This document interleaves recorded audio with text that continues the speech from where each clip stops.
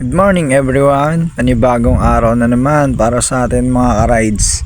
So ngayon, ihahatid ko muna ngayon si Mrs. sa kanyang trabaho. Tara, patugtog muna tayo.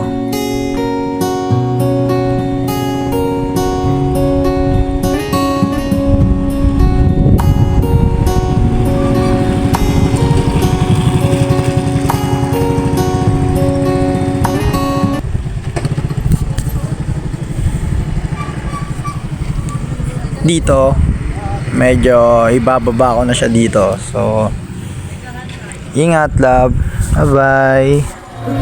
Aking pag-asa at ang tanging ligaya sa isang sulat mo ay So biyahe na tayo uli.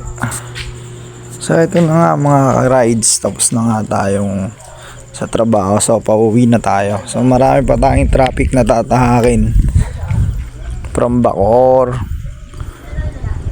to Naik. Ingat.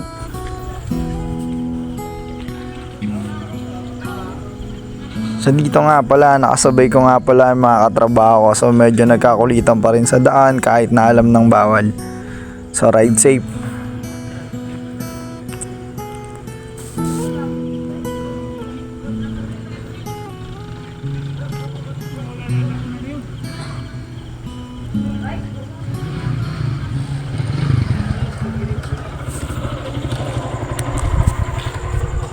Dito makikita nyo biglang may sumulpot.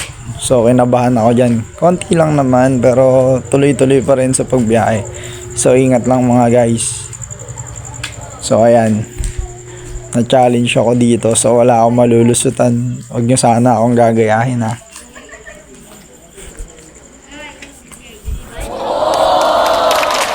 Okay, kaya mo yan.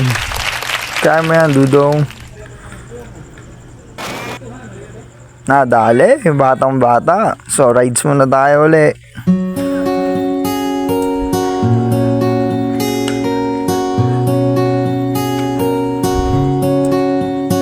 Much later.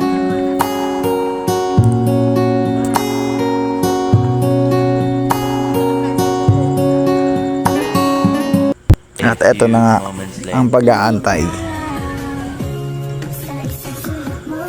Hindi ko na siya natulungan sa bag niya kasi medyo pagod na din ako sa biyahe. Kaya ayun, tamang kain lang ng mais.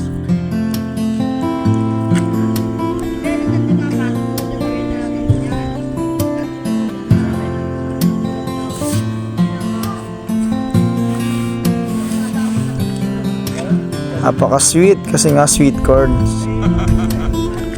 So ito na, babiyahe na naman kami. Tatahakin pa kaming malubak na daan.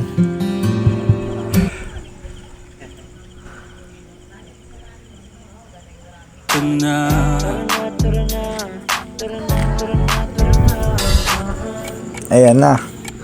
Tag. This time ay syempre napakapit siya ng mahigpit. Gawa nga nung malubak. So sweet pa din. At eto na, dito na kami sa aming munting tahanan. So parking muna tayo saglit.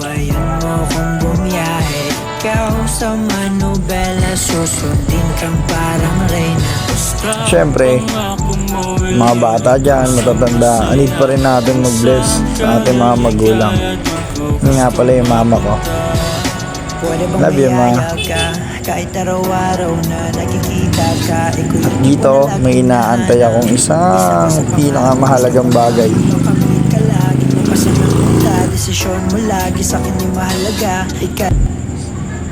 You're my sweetest addiction. At eto na siya. Strongest inspiration. Hello baby Lucas, I love you so much. Isa siyang cute at makulit na bata. There's no mountain I could not Daddy love you. as long as you are mine. And I Diba ang kulit niya? Oh. for being At namasyal pa siya sa kambing. Naglakad sa mga taniman ng kanyang lolo. At ayun si Kael, may dalang baril. Ayan, lakad pa. Daan-daan lang, baka madulas. At ito ang aking araw-araw na gawain. Thank you.